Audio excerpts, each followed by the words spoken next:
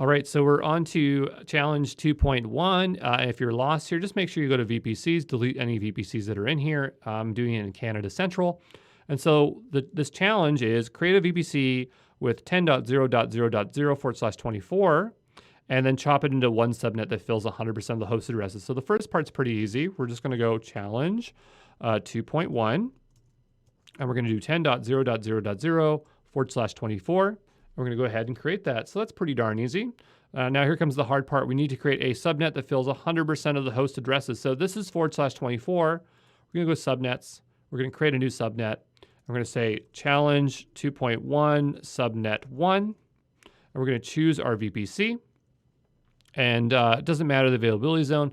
But now we got to fill in this CIDR block. So what is it going to be? Well, when you create subnets, you have to follow the same private address space. So we're going to do 10.0.0.0. And what we need to figure out is what do we put on the end here to fill 100% of the host addresses, right? Well, if we want to fill all of them, we're just going to match the number. So we're going to put /24, and that should create the same amount. So we'll go ahead and hit create. That's going to create our subnet. We're going to take a look at it here, and it should tell us down below that this is the available IP addresses. So we have 251.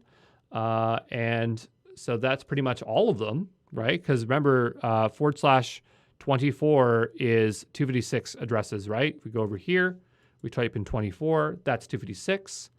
And the subnet is 251. That's how many it's allocating. AWS took 5 because they're reserved.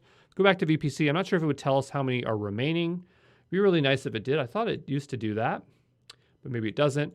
But there you go. So that's all it takes to fill up the first one. So I'll go ahead here and delete this subnet.